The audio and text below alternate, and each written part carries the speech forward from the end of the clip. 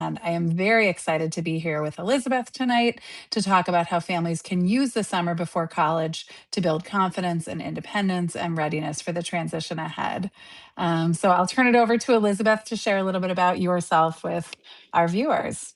Hi, I'm Elizabeth Hamblet, and I am a longtime college learning disabilities specialist. I have been trying to communicate about the changes at the college level for students with disabilities since I think it's 2008 now. And so, to that end, I write and do presentations. I'm the author of a book on this topic, and I am sure we will refer to that a couple of times tonight. It's called Seven Steps to College Success, a Pathway for Students with Disabilities. Thank you. Um, and so, I kind of bullied Kelley into becoming my friend and collaborator a couple of years ago because I was seeing all the great stuff that she was writing from the high school end. I work the college end, and I think our work, meshes together really well, and we inform each other about this stuff. So we decided about a year ago, I think it was now, to on a quarterly basis have these chats. And in between the talks, we think about things we're going to discuss, topics that we want to bring to people who are interested in the best way, in our opinion, to prepare students for college transition, because obviously it's a big leap. And I was just having this discussion with somebody today. It's a big leap in expectations for all students. But especially when it comes to students with disabilities, I think sometimes um, there are things happening at the high school level that, while well intentioned, may interfere with um, the development of skills that students need. And I want to make sure that I actually show Elizabeth's book again and give it tons of credit. As somebody who works with families on a weekly basis and is trying to prepare students especially, and families, and also sometimes educators at the K-12 level, for the realities of college, what's reasonable to expect, what kinds of responsibilities students with disabilities are actually going to have, what limitations there will be around parents being involved in processes. I really don't believe there's a better resource. I mean, Elizabeth is a Oh, wonderful thank you. resource, but she did so much research and she has kept this book updated and she has really poured critical information into the book. And so, um, get it at your library, buy it online. It's Bloomberg, right, Elizabeth? Bloomsbury, yeah. Bloomsbury. Bloomsbury, yes. And I'm personally excited as one of these working moms who often doesn't read and does most of my reading through Audible, or through online books, that there's actually going to be an audio version of Elizabeth's book out this fall. And so I'm really excited to be able to do refreshes using an audio version now, when I'm cooking or when I'm in the car or when I'm heading to a presentation and I want to make sure I have the most accurate information from Elizabeth. So I truly don't believe there is a better singular resource for understanding this transition for students with disabilities. So I just wanted to make Thank sure that I share that because it's a great resource. I appreciate that. But if you are a parent of a student headed to college this fall, don't wait for the audiobook. There is, because you need to read it now. There is an e version that you can get and then use your text to speech app. It should work with that. So don't hesitate. So, to that point, here we are on June 16th, I think. June 16th. And students have already or are graduating from high school, and thoughts often turn to, back when it was my kids, the Bed Bath and Beyond lists, when it was their time, but we don't even have that anymore. So we think about the shopping, and we think about the doctor's appointments and things like that. But there are other things that Kelley and I want to talk about. So, since we were talking about books, I want to share with you some books that Kelley and I have agreed are the really important ones for you to read. And we'll see how I do as the spokesmodel. So, like, the actual, now this, mine was upside down when you showed it. Is it upside down to you, Kelley? No, it's right side up. Okay. So did I, All is right. that There not? we go. Yeah, that's perfect. So The Naked Roommate by Harlan Cohen. If you have not heard of Harlan, you will thank us for telling you about him. He is an advice columnist, and his social media is just full of wonderful, wonderful advice. But this is all the stuff that your students not thinking about, that they may encounter in the college environment, and how to handle it. He also has a version for just for parents that I recommend. The Ultimate College Student Health Handbook by my friend Jill Grimes, who goes by The College Doc. She is also on social media, and I will give Kelley the link to my page here on Substack of all the social media accounts for students to follow too. So you should get these books for your students. Frankly, you should read these books, in my opinion, and your student will want to follow them.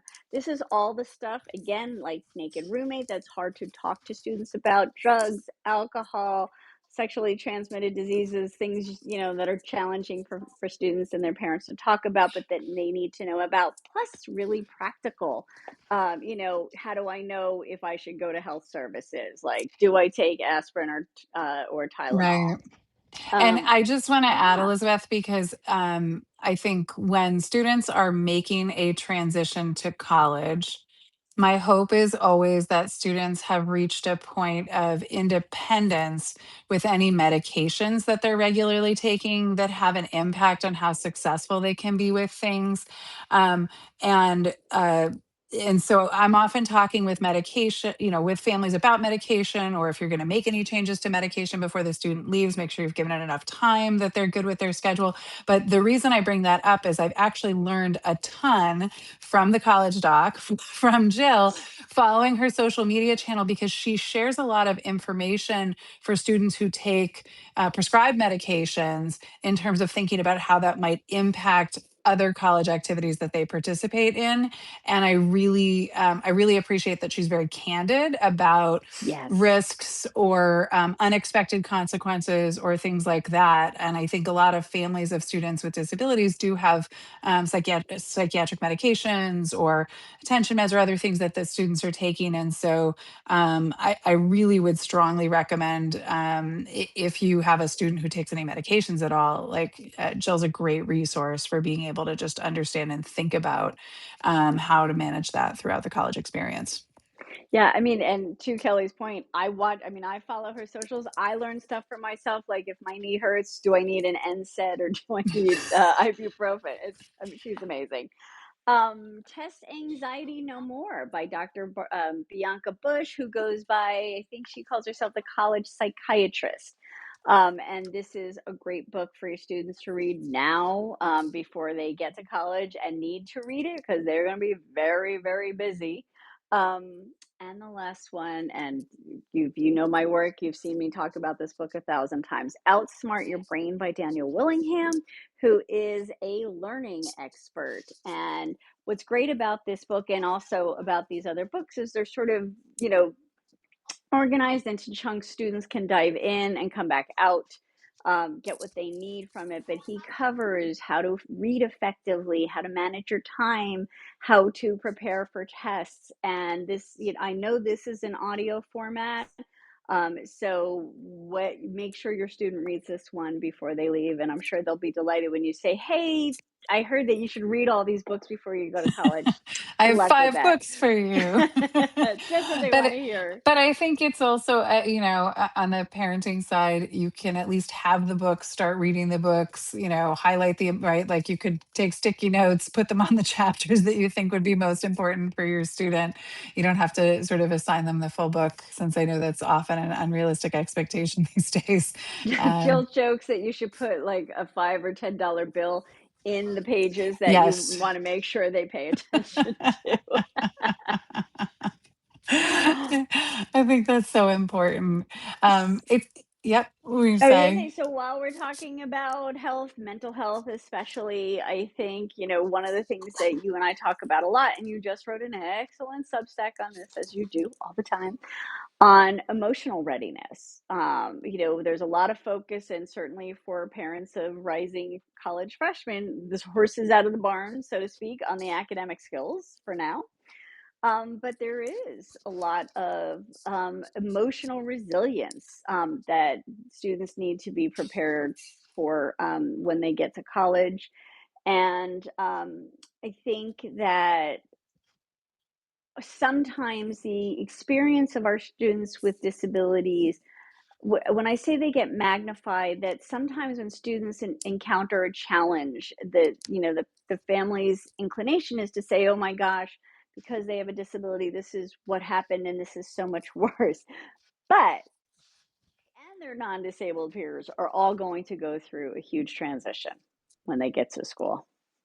I was going to say something similar. I was going to just mention that part of what we're talking about tonight is how do you get ready for college? And I think one of the pieces of college readiness is just understanding that nobody's 100% ready, right? Sort of, it's important to be thoughtful about what some of the skills are that can make a student more successful. But another piece of being successful with college transition is being comfortable with the fact that something's not going to feel comfortable in the fall. Something is going to go awry.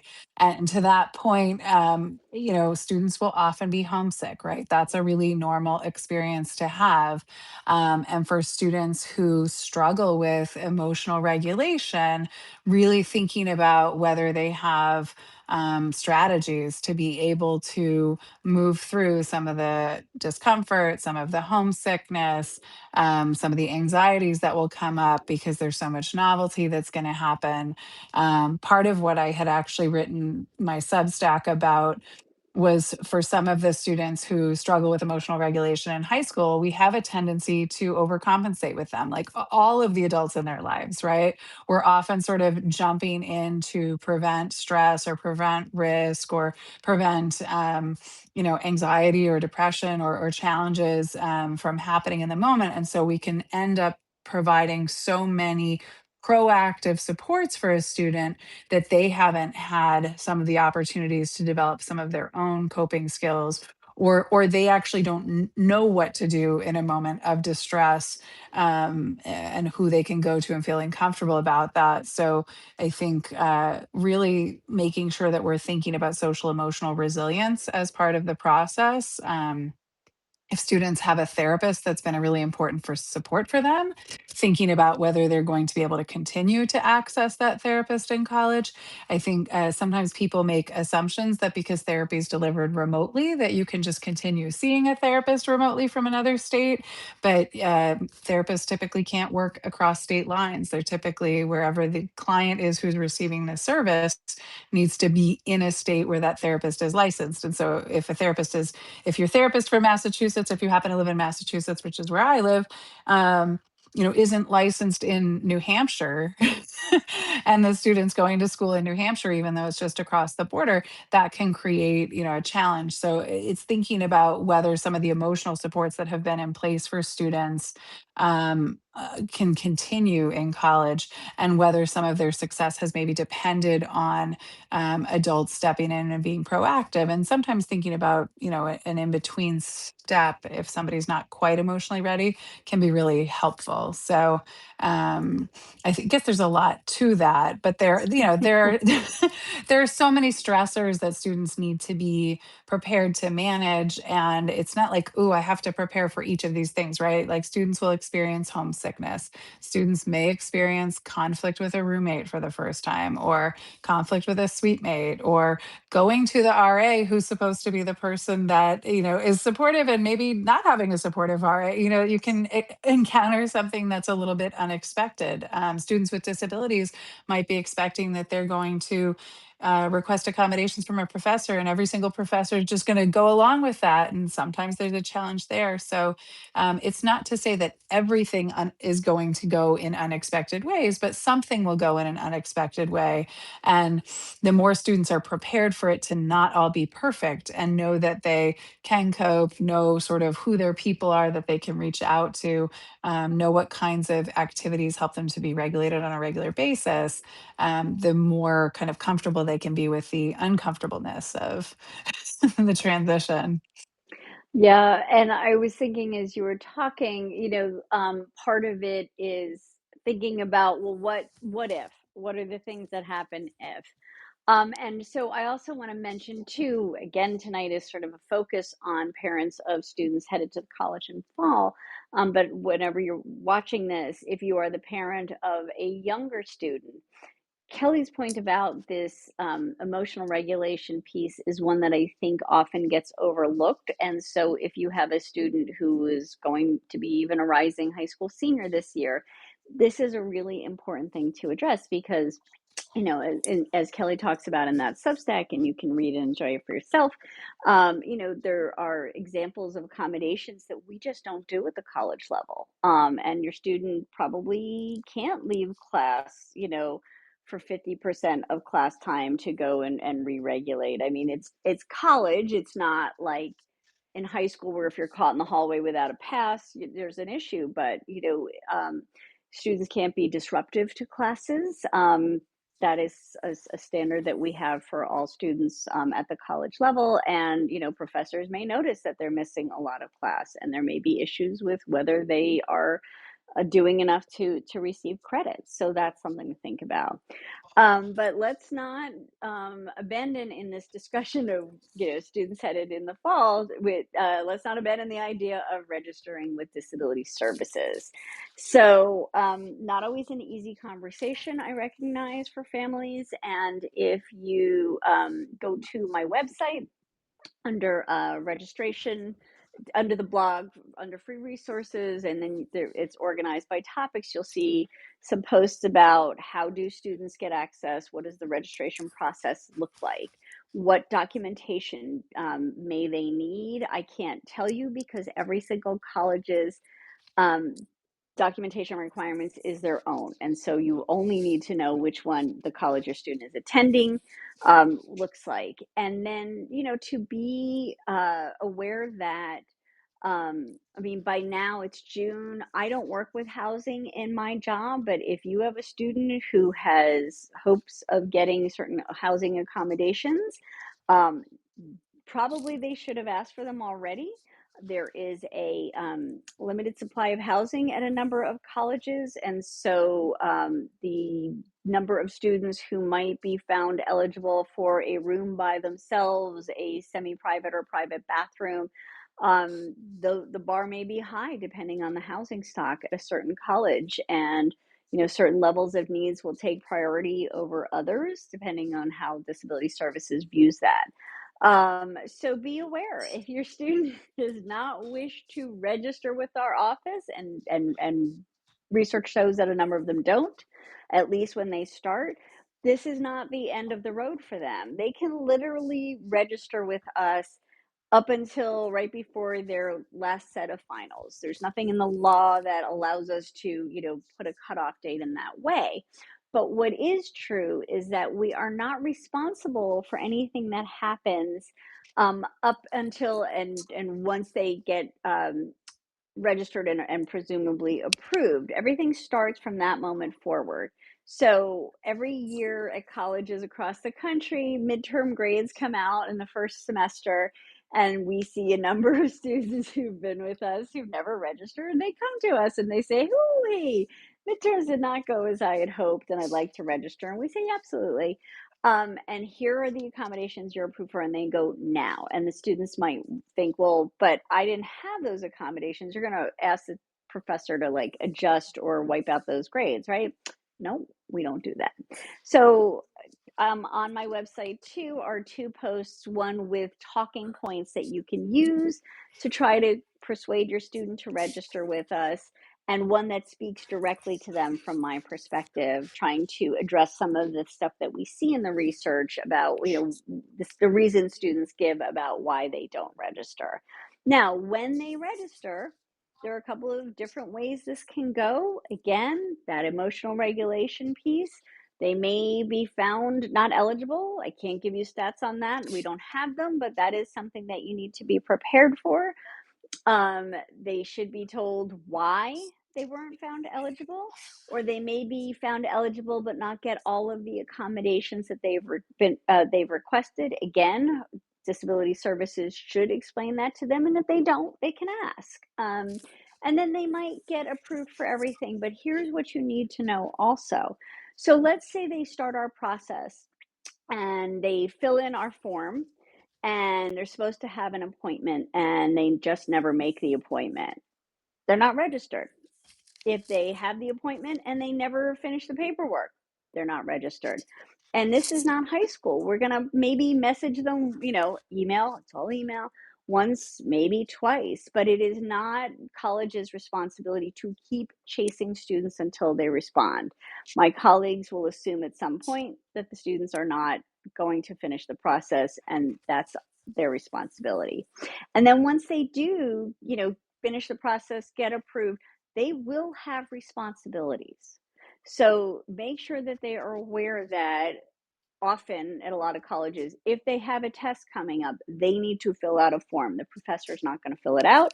Disability Services is not going to check their schedule, reach out to their professors, tell them when things are happening, find out when things are happening and set up their accommodations. So, it's a lot of responsibility, and you want to make sure students, if they're willing to sit down with you, review the whole Disability Services site for their college, make sure they understand what they're expected to do, tell them they can reach out to you if they have questions about what paperwork they have when they were identified, with a disability, that you're there to be part of the support team.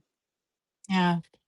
I think I mean, especially if you're watching this, well, anytime from now forward, we're simply getting closer to the beginning of the fall term for students. And so if a student hasn't already started the process of registering for accommodations at their college, you should really be starting that immediately, because you don't know how long it will take to get through that process. You want to make sure you have the right documentation in place.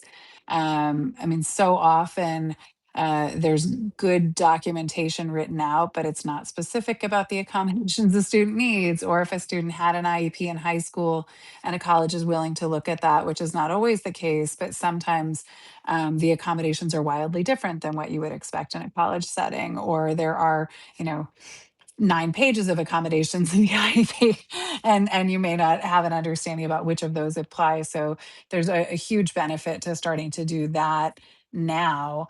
Um, I think it's also just important, if June 16th, we're looking at, 2 months, sometimes maybe 10 weeks for students before they're starting school.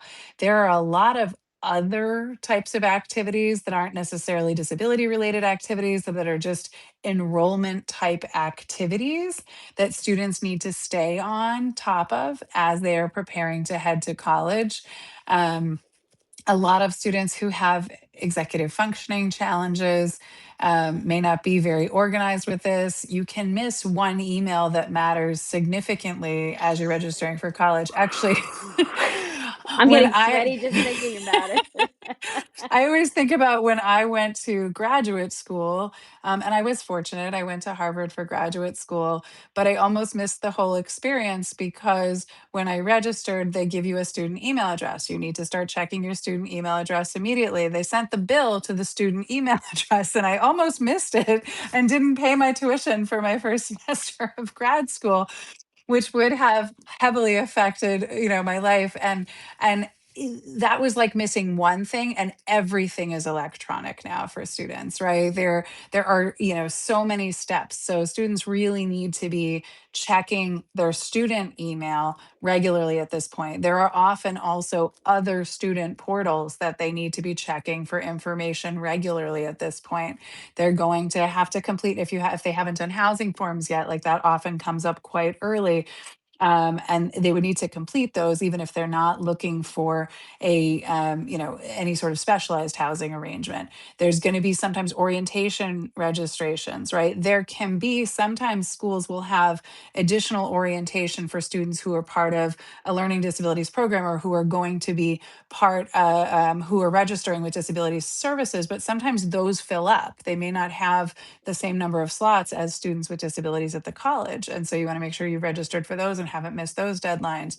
There's typically placement testing that might need to be taken from home by certain dates. Obviously, financial aid is something you want to be paying attention to. Health forms, immunization forms, like there's a lot of, I'm going to say paperwork, but it's not paperwork. It's all digital, right? Like I think digital we're going form to stick with filling. that. Yeah. Administrative Yeah, sending in responsibilities. a photo for your ID. I mean, they're just Yeah. all of these like step by step registration lists. And so hopefully this is not new information to anybody watching this, but I do think, it is worth having some sort of time per week that someone is checking in with the student to just say, Hmm. which of your enrollment activities have you done? What's left on your list? Do you need any help? It's wonderful when students can manage all of these moving parts themselves, but oftentimes there's something that gets missed if they're not used to really kind of like checking on all of those deadlines. So I And think, it's a great executive functioning exercise. Also, I will say if you're going to hire an executive function coach for any reason, it's a great time to hire an EF coach because this whole enrollment activity is such an executive functioning exercise. It's yeah, a great time for the coach to start learning how the student organizes themselves, how they manage all these paperwork activities.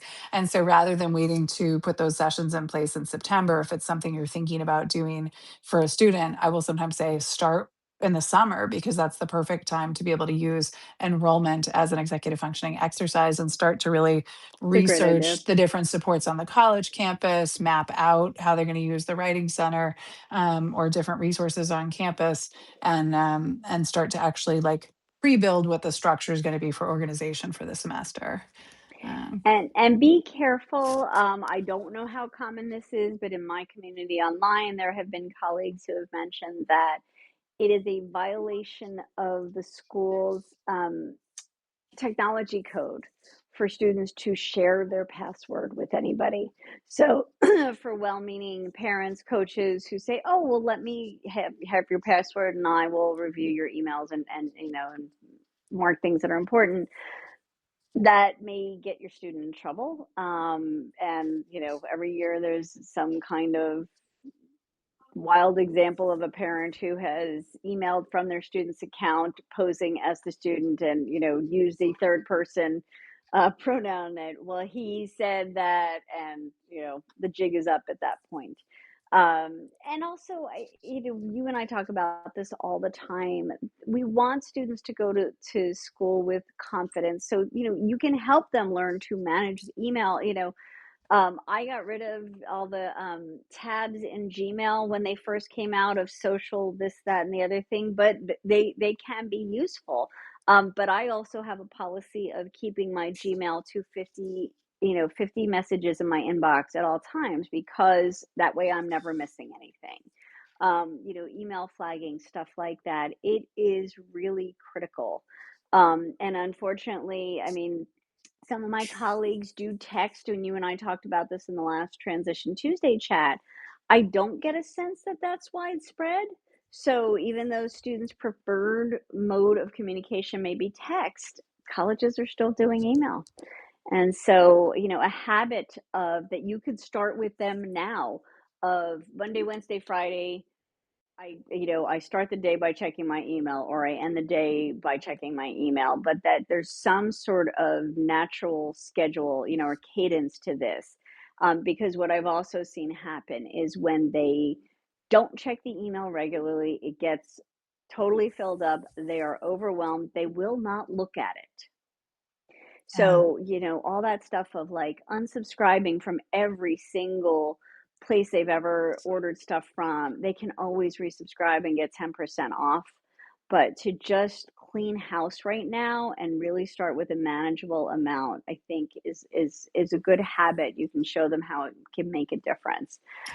And they Um, need to be, I mean, they really need to be checking their student email daily. So they may have personal email that you were using before, and they may be just checking the student email once in a while, and they really need to be checking the student email daily.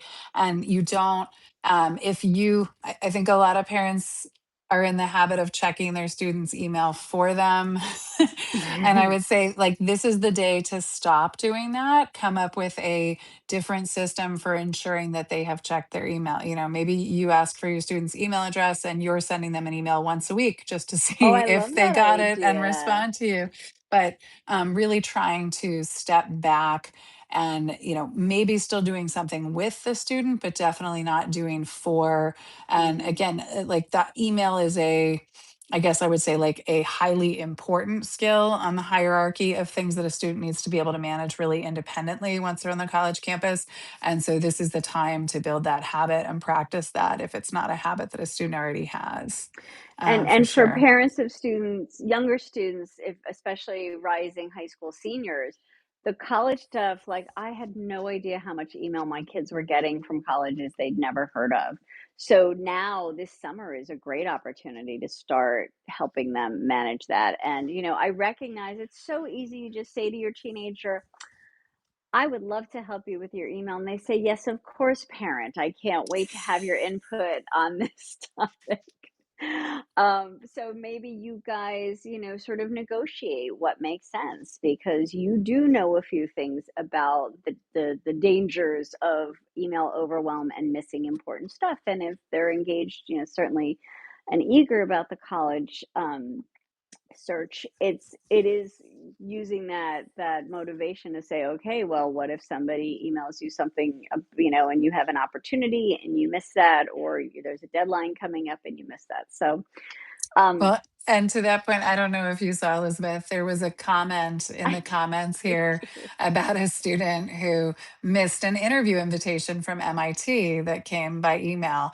I mean, there are really critical pieces of information that can come by email, and once sort of like missed, they're missed. It's actually, I'm thinking almost like there's no do-overs if you miss a deadline, pretty typically.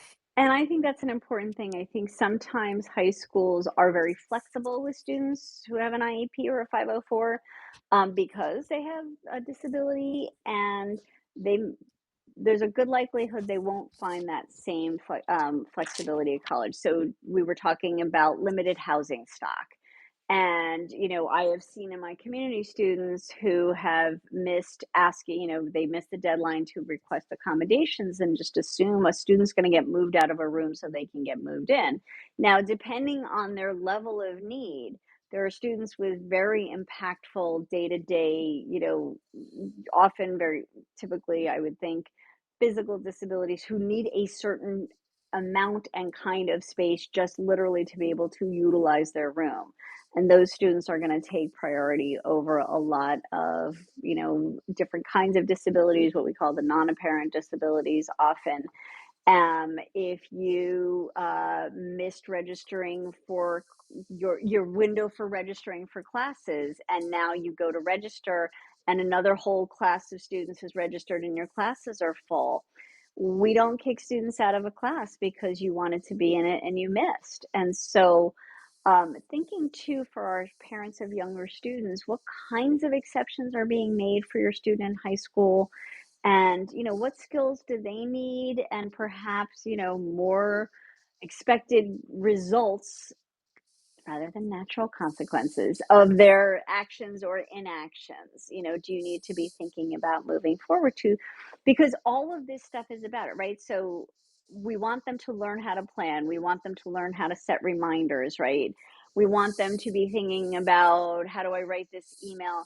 And then we also want them to have some experiences where things don't go exactly perfectly so that they can develop that emotional resilience that they need and understand that that did not work out the way they would have liked, but something else will happen and they will carry on, maybe not in the way they'd like to. So, and again, Kelly speaks so well to emotional resilience.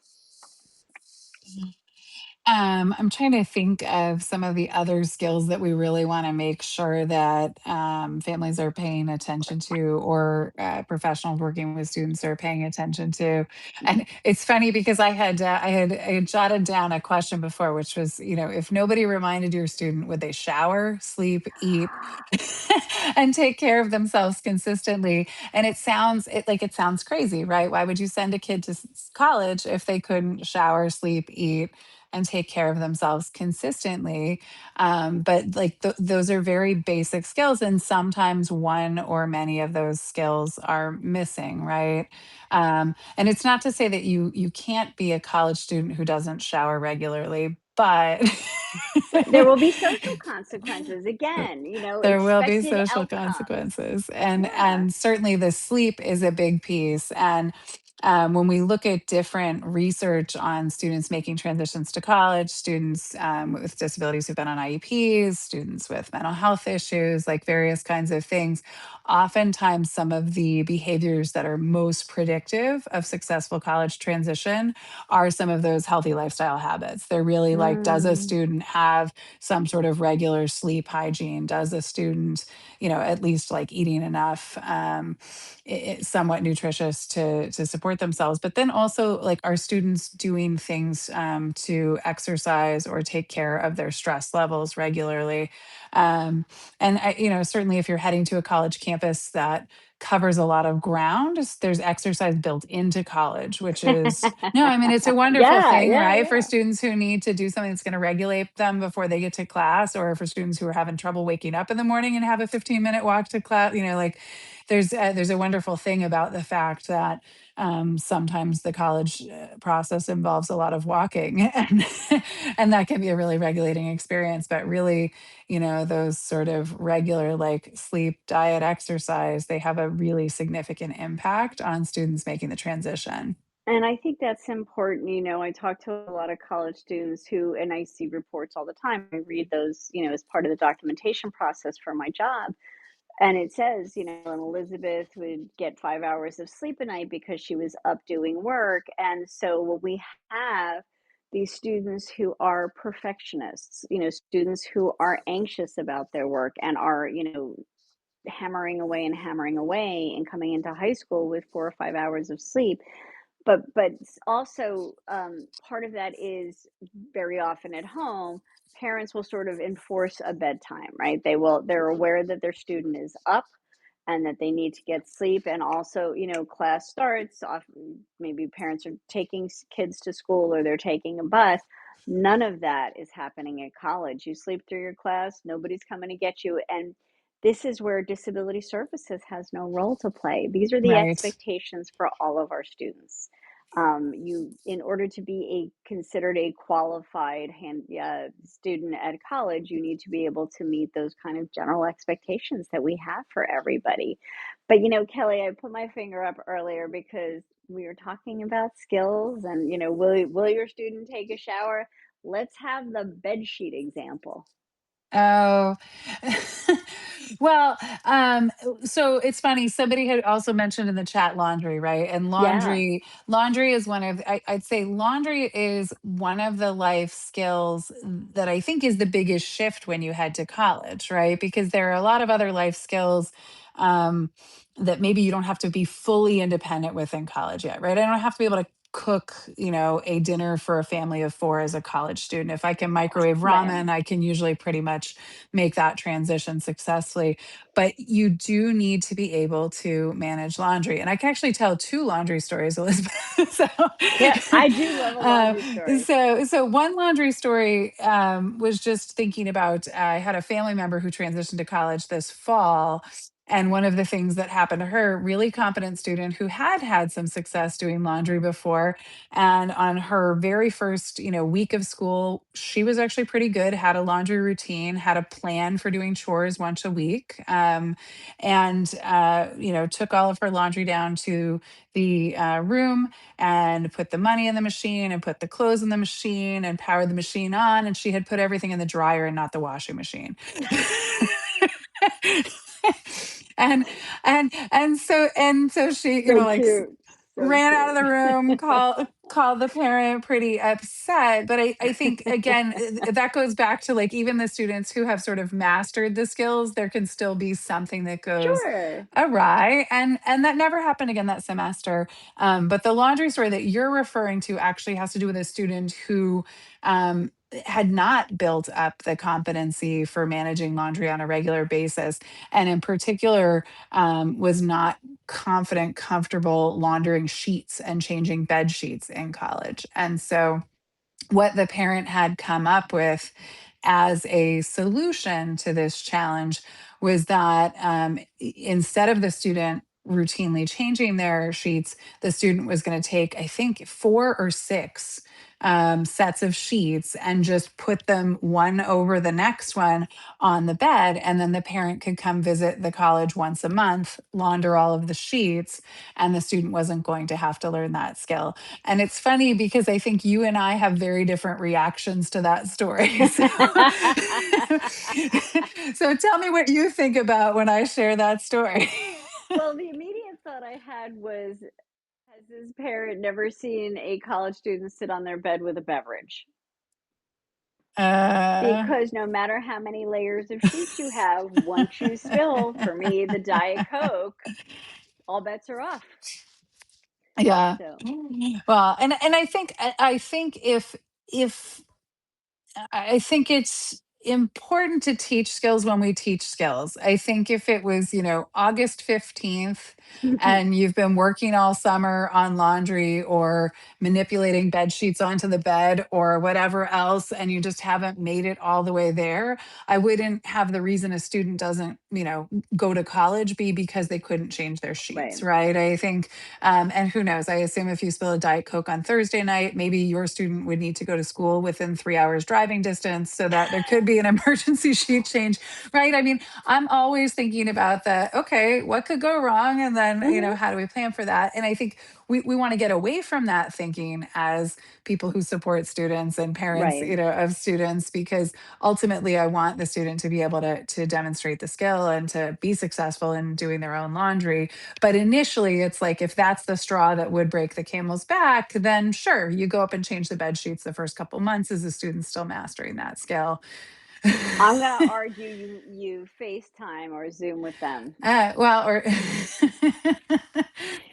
Because and you and I, so I mean, yeah, I gave a glib answer, although a realistic one about spilling, yeah, because here we are again, right? Like, great plan, for how this is going to work, and then there's an emergency. Then there's a situation that does not account for, and so I really want students, as we talk about homesickness and normalizing the experience the students have at college. One of them, a lot of, one that the students with and without disabilities have is, you know, finding their way around, finding their place. And we want them to do that with as much confidence as possible. And what I think about is like the social piece of a roommate sees you, perhaps, with applying this set of sheets, and sees your parent coming to pick up the sheets. And to your point, that's not a reason not to go. But I would love for students to go to college feeling like they have the confidence that they can do this, and that's not going to be a thing that sets them apart from their right, classmates. So that's just, again, I don't want to die on this hill particularly, but I think the more that we make students independent, all the usual stuff we're talking about, right? Setting up your own doctor's appointments. It's in every college readiness list you ever see. And they're, absolutely, not, and for reasons. They're yep, really important skills. Especially with your students on meds, knowing that they can get their refills. How do they get their refills? How many reminders do they need to set for themselves to get it ordered right, before they're in going to be time, out? Because these are the things that I think students, it's not always apparent to them that you don't off, always, especially if you're using like a mail pharmacy, like it's not going to be there today, yep, and yeah, especially depending on where your students go to school. If they're going to school in a metropolitan area in a city, maybe they can run out to a pharmacy. But all of those things about, is the pharmacy open 24 hours? When will you need it? What else did Right. we miss for that kind of basic I mean, stuff? well, we sort of mentioned this, but we didn't say it specifically. But waking up at some sort of scheduled time is a critical skill. And I will say, I mean, there may be students who are college students who just aren't going to be people who take 8 a.m. classes, right? And that's okay as long as there isn't a required class for their major that is only offered at 8 a.m. So I think students knowing what their optimal sleep schedule is and thinking about that when they're registering for classes, but also being able to get up at a scheduled time is such a critical skill. And sometimes that can be tricky to practice over the summer months because maybe students are going to have a more flexible summer. But I would really encourage a student picking a schedule and trying to stick to it and using an alarm clock, um, even if it's 10:30 alarm clock each day of the week because they don't have particularly interesting activities happening that day. That's okay.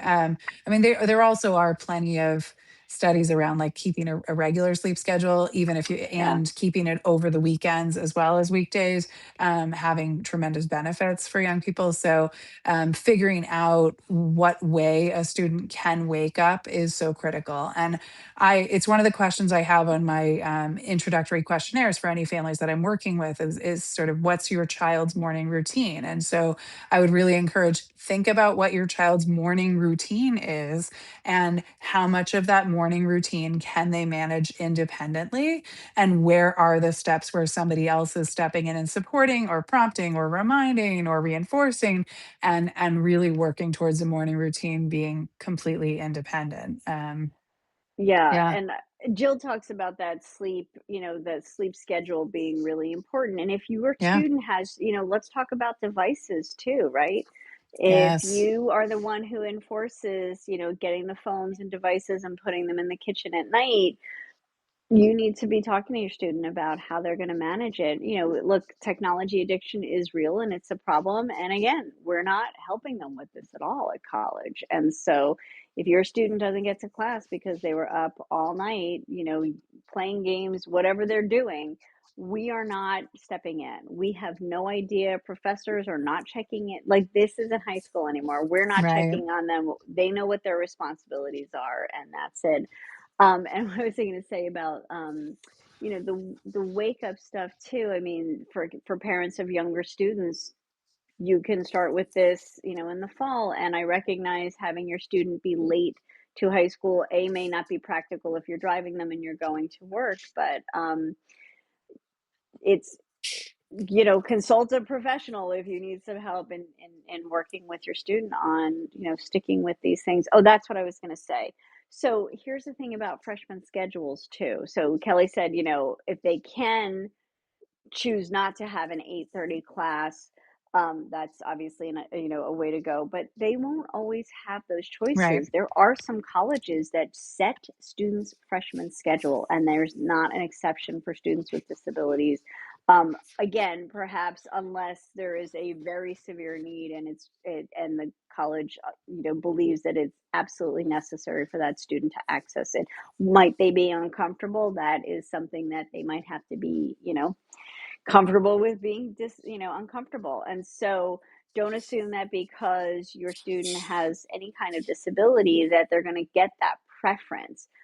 Even if they get priority registration, which, there's just a discussion in my community today, where a colleague said that his college basically got rid of priority registration. And some of my colleagues have moved away for that, but Yeah. all except for students where the office itself needs to know the student's schedule well in advance, like to get accessible materials for students with who are blind, or deaf or hard of hearing, whatever it is, or to make sure that for students with mobility impairments, the rooms for those classes will be in the right place, that in accessible places for them. So, um, you know, it you need to prepare your student for the idea that this stuff is going to happen, and if it doesn't, then great.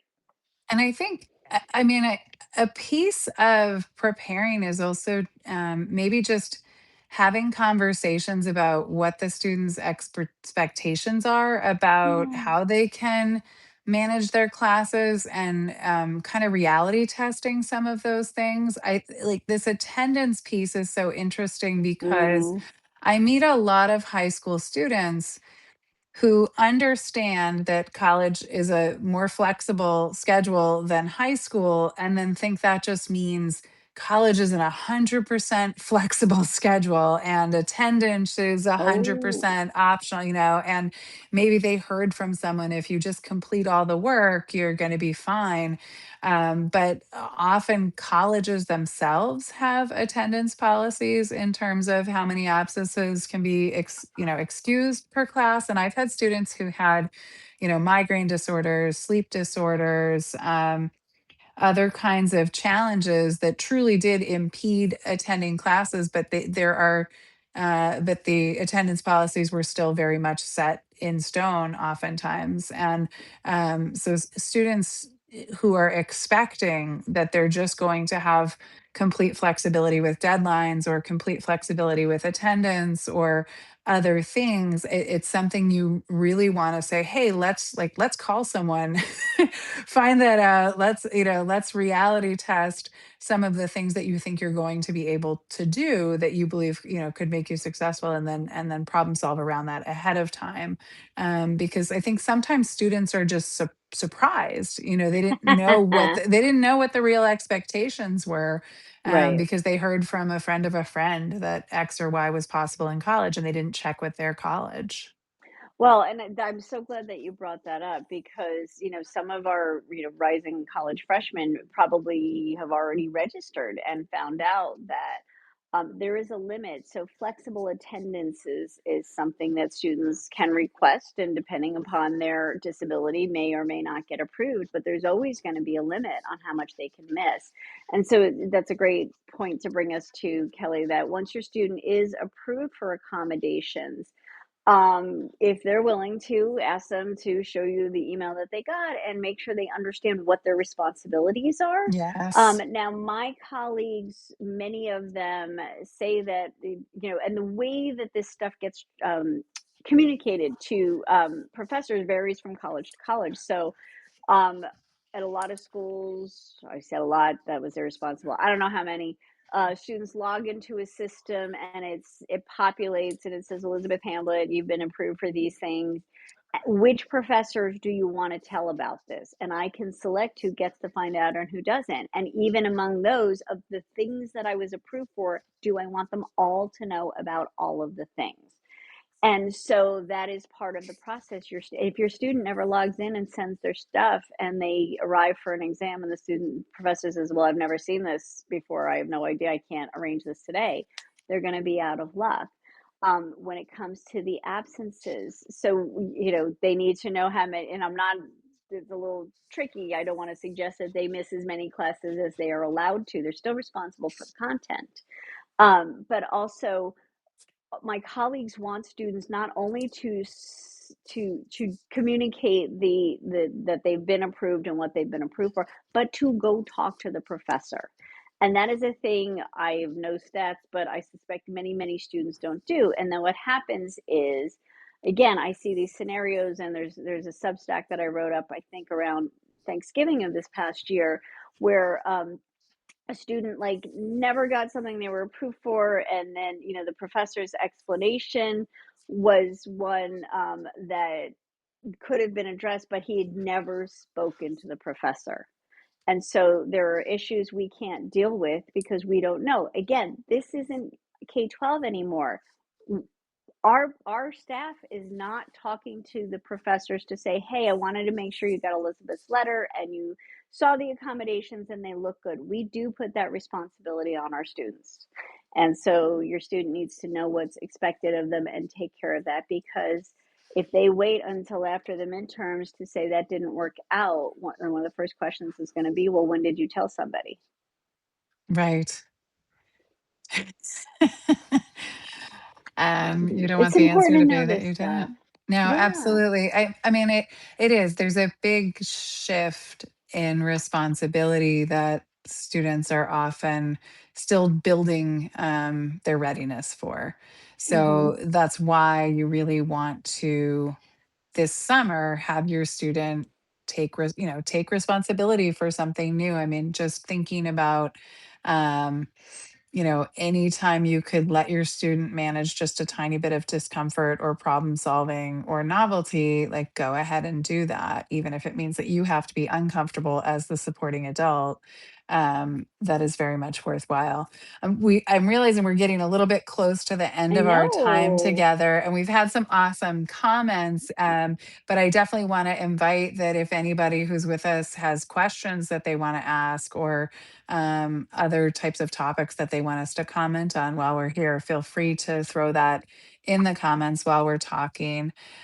Something I haven't specifically mentioned, just in terms of thinking about college readiness, Elizabeth mentioned college readiness checklists. I have a college readiness checklist that I've assembled over the years that happens to be on my Substack. I just did a republication of it last week on the 7th, I think. And it's just an article that says, is your student ready for college? 31 must have skills.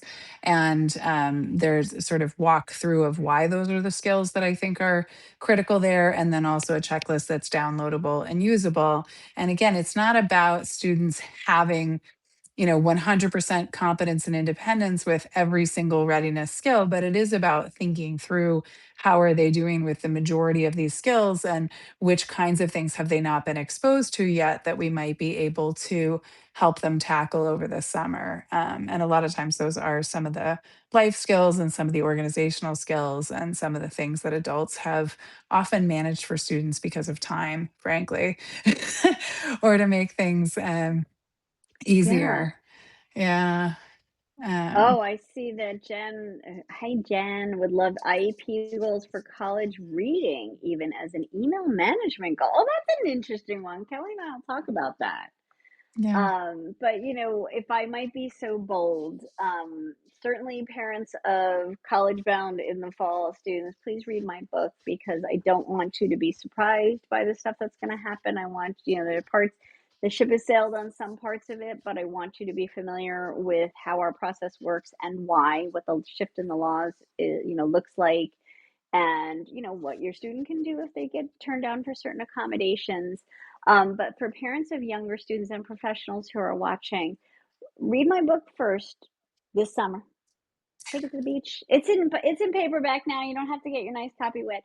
But then the perfect sequence is then go through categorically, encyclopedically, Kelley's Substack, because I'm here to kind of give you the picture of what the next phase looks like. That is, that's my area of expertise and my specialty. But she's on the high school end. So the IEP goals and the planning and the development is all the stuff she's so knowledgeable about. So that's why we team up together. We're each, the into each other's yang. So, we Yeah. we promote each other's work because all of this stuff is so important. We're here to help you. We put out loads of information. We want this stuff to be available. Find it and share it. Don't let somebody else's student, go without the right preparation because they just don't know about it. We're asking you to help us get the word out. So, yeah. Um, are there any parting kinds of thoughts you want to share beyond that, Elizabeth? I mean, the usual, parents of rising college freshmen, like, this is the soiling the nest time. So we are now asking you to do a bunch of stuff to make that even worse. With your college grad student, when they least want to hear from you, we just told you you need to talk to them. So I apologize. I'll leave it to Kelly whether she wants to do that. But normalizing that your students are excited and they're a little anxious. And I think um, if you can frame it as, look, I think you're going to do great at college. There are some things I would really like to make sure we talk about so that it's as smooth as possible. Again, normalizing the idea that it might not be as perfect as the movies show. And just let them know that you're available for them, to them, excuse me. Yeah. And I think the more you can each day just think, what is my student relying on me for that they Mm. need to be able to do themselves when they get to college? And, if they're in thinking about where there's opportunity to make some shifts in that, because we really want students to feel confident, to feel more competent than they do right now. I mean, every student is feeling nervous about this transition, and that's normal. And the more that they start to see that they're building, some of those last skills that they really need to be successful in the fall, the more confident they're going to be making that transition. And then I'm going to kind of go a step beyond that and also say that when your student calls you in the fall, and they are experiencing a crisis, you also need to, in that moment, realize that you can help your student think through how to solve the problem, but you can't solve the problem for them. I've been in a lot of different, meetings recently, talking with parents about college transition and talking with college staff involved in those meetings. And nobody on a college campus wants to hear from a parent. Right. The expectation is that the student's going to manage challenges themselves, whether that is a roommate challenge, an RA challenge, a professor issue, anything else. And so when your student calls you, you can talk with them and problem solve with them and offer ideas of how you think the problem can be solved, but they're going to have to solve that problem themselves. So the more experience that they have over this summer, handling things themselves, the more you start to sort of adopt that problem solving strategy of, I'm here, I can think through this, with you, but I can't do this for you, the easier the transition will be. And that's great advice for parents of younger students, even rising high school freshmen.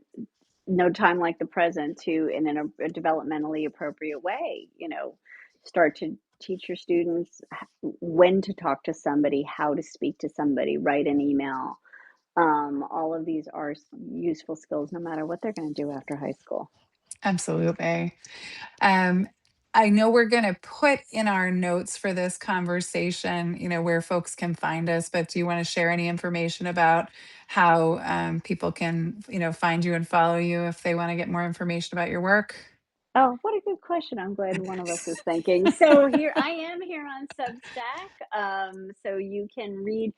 I use my Substack differently than my main blog. So I do have a twice monthly newsletter that I send out, which has more foundational information about the shifts at college for students with disabilities, about documentation, about accommodations. And I started Substack last year to sort of, like, it's almost more like a living blog, if you will. So it's examples that come to me, from parents in my free Facebook group about, my student had this situation with a professor, or I heard this about applying to college, what do you think? So if you subscribe to one, I'd love it if you subscribe to both. They're both free, and they're kind of covering different things. Under free resources on my main blog on my site is over, I think it's 60 blog posts. I've got a YouTube channel where this, you may be watching this right now, where our conversations and other conversations I have with professionals go. What else am I doing, Kelley? You can buy my book. You can read my 6-page short guide, which would be a Oh, good one for right. your students to read this summer. We didn't even plug that one, no big deal. And if you would like to learn by watching, I have 2 videos on demand, 2 webinars on demand on my site, that you can watch as quickly or as slowly as you like. So, and Kelley, where can folks find you? I mean, my favorite place for people to find me is actually here on Substack, because I think that's where I post some of my more interesting ideas, and Oh, I interesting. try to write an article every week. I usually, come out of a meeting or a situation or I've been asked the same question 4 times that week. And so I try to make sure that I'm providing really relevant information about planning for life after high school, in vivo. And there are a lot of really well received articles in the archives on there. So I've been writing for a little over a year, I think 15 months. And so there's, I don't know, however many, 60 something Substacks in there for you guys to read and bookmark and enjoy. And then I'm on basically most social media, and it's just at Kelley, Kelley, Challen, Challen, transitions. I am on LinkedIn for professionals to connect with me. I'm on Facebook. I'm on Instagram, even though I'm terrible at it. I'm on Fair enough. Threads, but it's mostly Elizabeth tagging me on Threads because she's better at that than me.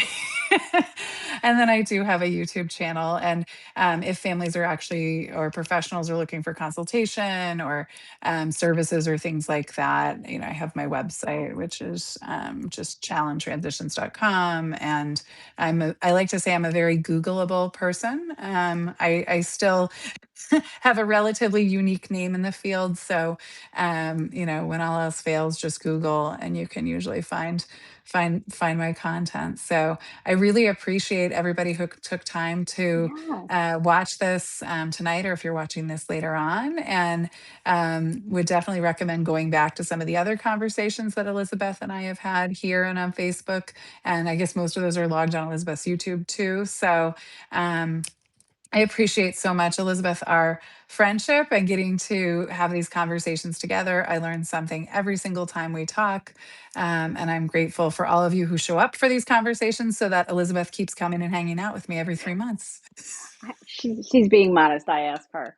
So thanks so much, Kelley. Yeah, I mean, I learn about this stuff too, but I think, hopefully our experiences, on both ends of this transition help everybody have an easier time knowing what they need to do. So, you can reach out to either one of us if you have follow-up questions after you watch this.